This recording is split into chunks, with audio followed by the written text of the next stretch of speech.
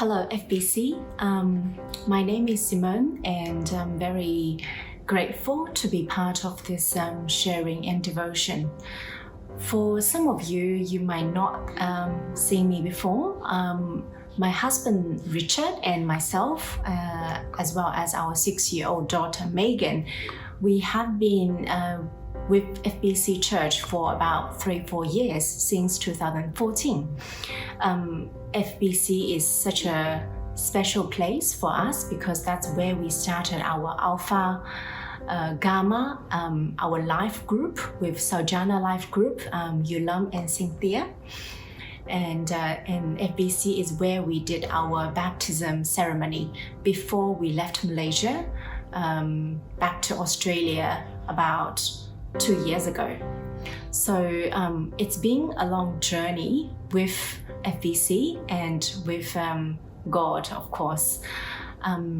Recall that back to 2018, when we made a family decision to move back to Australia, at that time there were so many uncertainties because Richard and I, we had a stable job in Malaysia, we had a comfortable place, and then leaving all that to a new place. I mean, not so new because my families are here, but it also means we, both of us, have to start over, including Megan's school, etc. So with all those uncertainties, without knowing what's going to happen tomorrow, the only thing we did is, praying to God and seek His guidance. And hopefully, He guides us to the right path for our lives. With His blessing, we have successfully settled down here and then started working. Megan started her school as well. So life has been not bad until now, where COVID-19 has happened, and I'm sure that this has put a lot of people like us into an unknown situation. We were anxious, we are still anxious, and sometimes we do have fear and panic simply because we by the way, Richard and I, we both are, finance professionals. We are so used to planning, to budgeting, planning, strategic thinking, so that, we can help ourselves, our companies to prepare for tomorrow. But at this moment, our professional knowledge has come to a place where we simply have no idea. Like in the past few weeks, Richard and I, two accountants, have sit down, did our own spreadsheets and say, okay, this is the best case scenario, this is the worst case scenario, and then if this happens, this will happen to our savings. So we were trying to do our own planning, our own feasibility studies for our household budgeting, etc. And then I just realized that, hey, we can do all those scenario A, B, C, but at the end of the day, they might be completely meaningless because we just don't know what's going to happen tomorrow. And then with God's at there, with His sovereignty, all our human intelligence and human in planning can be as fertile and just meaningless. But at this moment, what can we do?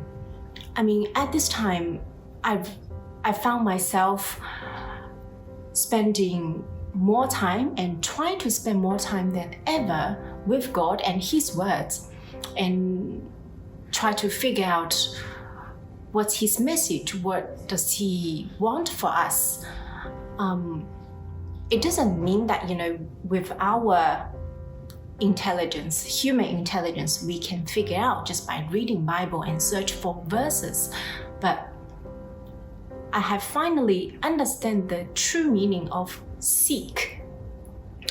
One of the verses that come to me very, very often during this period is 2 Corinthians chapter 5, verse 7.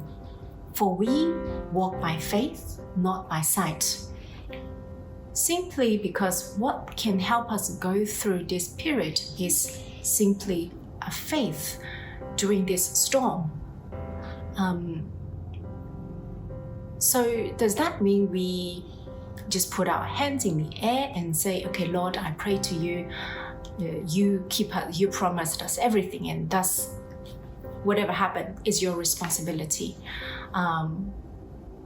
No, that's not completely the case. As Christians, we have our responsibility to exercise our care for the society, for our family, but it's also our responsibility to come to God every day and bow down in front of Him and say, Lord, we as human are so weak, and we rely on we try to rely on our intelligence, but we are not in control, and you are. So by presenting our faith, our request to God, we get this faith, we have the comfort that in the end, Lord will rescue us from the storm, regardless how long it will take and how much struggle we might have to endure during the process. And that's walk by faith, not by sight. And, at this turbulence time, I can say that, there has been a lot of fear, anxiety, but I've realized I, again, try to spend more time with God every day, try to seek His word, His purpose for me. And one of the most positive thing is, we started connecting with our life group again back to Malaysia, because church started online sermon, and we started, watching FBC sermon starting from 2 weeks ago. And at this particular time, fellowship is more precious than ever. I hope, my sharing makes sense, and hope, all you guys stay well in Malaysia. And hope all of us are able to really walk with God, let Him hold our hand, walk by faith and not just by sight. Thank you all.